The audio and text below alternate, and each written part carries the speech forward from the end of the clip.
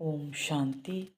இன்று அறிவோமா ஆன்மீகம் பகுதியில் என்னுடைய விதிக்கு யார் பொறுப்பு என்கிற தலைப்பை பற்றி பார்க்கலாம். நம்மில் பலர் இறைவன் நமது விதியை எழுதுகிறார் என்று நினைக்கிறோம்.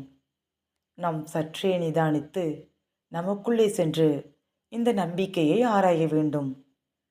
ஒருவேளை கடவுள் நமது விதியை எழுதுகிறார் என்றால் அங்கே 2 விஷயங்கள் நடக்கும். முதலாவதாக, நாம் அனைவரும் இறைவனின் குழந்தைகள் என்கிற காரணத்தினால் நம் அனைவருடைய விதியும் சமமாகத்தான் இருக்க முடியும். இரண்டாவதாக, இறைவன் நமது தந்தை என்கிற காரணத்தினால் நம் அனைவருக்கும் மிகவும் சரியான விதியைத்தான் எழுதியிருக்க முடியும். இன்று நமது விதிகள் எல்லாம் சமமாகவும் இல்லை, சரியானதாகவும் இல்லை. அத்துடன் என்னுடைய கர்மத்திற்கு தகுந்தாற்போல் அதனுடைய பலனும் அமையும் என்கிற விதியையும் நாம் நம்புகிறோம். நமது கர்மங்கள் அனைத்தும் சரியானதாகவும் இல்லை, மேலும் நாம் அனைவரும் ஒரே மாதிரியான கர்மம் செய்வதும் இல்லை. எனவே நமது விதி சரியானதாகவோ சமமானதாகவோ இருப்பதில்லை. இந்த 2 நம்பிக்கைகளில் எது நமக்கு சரியானதாக தோன்றுகிறது என்று இப்போது தன்னை தானே கேட்க வேண்டியது அவசியமாகிறது. கர்மம் என்றால் செயல் என்பது அர்த்தமாகும். கர்மத்தின் சட்டம் என்றால் செயல் மற்றும் அதற்கான எதிர் செயல் அல்லது பலன் மற்றும் விளைவு ஆகும். தர்மத்தின் சட்டம் நம் வாழ்க்கையில் எப்பொழுதும் வேலை செய்து கொண்டிருக்கிறது. நம்முடைய ஒவ்வொரு எண்ணம், ஒவ்வொரு வார்த்தை மற்றும் ஒவ்வொரு செயலையும் உள்ளடக்கியதுதான் கர்மமாகும். கர்மத்தின் விதிப்படி ஒவ்வொரு கர்மத்திற்கும், அது சிறியதாக இருந்தாலும் சரி அல்லது முக்கியமானதாக இருந்தாலும் சரி, அனைத்திற்கும் பலன் நிச்சயம் உண்டு. அந்த பலன் எப்பொழுதும் சரியானதாகவே இருக்கும். சரியான செயல் நல்ல பலனை கொடுக்கும். தவறான செயல் கஷ்டமான ஒன்றை கொண்டு வரும்.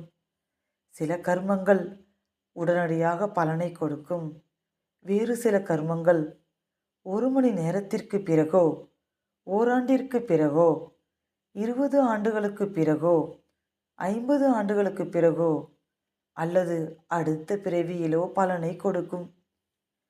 சில நிகழ்வுகளின் விளைவுகளில் நம்மால் கர்மத்தை தொடர்புபடுத்த முடியும்.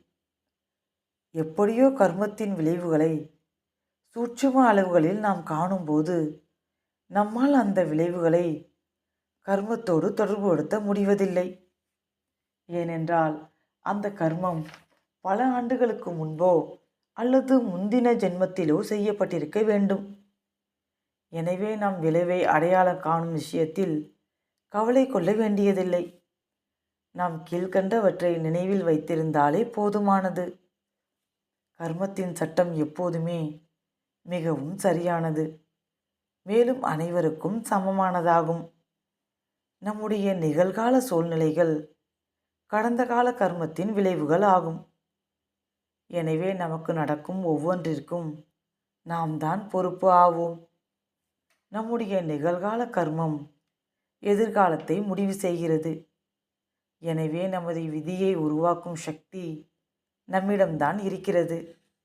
நல்ல கர்மம் மற்றும் தவறான கர்மங்களுடைய விளைவுகளை நாம் அனைவரும் அனுபவித்துள்ளோம். நாம் நம்பினாலும் நம்பாவிட்டாலும் கர்மத்தின் விதி நமது வாழ்க்கையில் தொடர்ந்து வேலை செய்து கொண்டிருக்கிறது. கர்மத்தின் விதியை கண்டு பயப்பட வேண்டியதில்லை, ஆனால் விழிப்புணர்வோடு இருக்க வேண்டும். கர்மம் எண்ணங்களையும் உள்ளடக்கியது, வெறும் வார்த்தைகள் மற்றும் செயல்கள் மட்டுமல்ல என்பதையும் நாம் நினைவில் வைத்து கொள்ள வேண்டும். எனவே நாம் சரியான முறையில் சிந்தனை செய்வது, பேசுவது மற்றும் நடந்து கொள்வதில் கவனம் வைக்க வேண்டும். அப்போது நாம் அழகான விதியை உருவாக்க முடியும். ஓம் சாந்தி.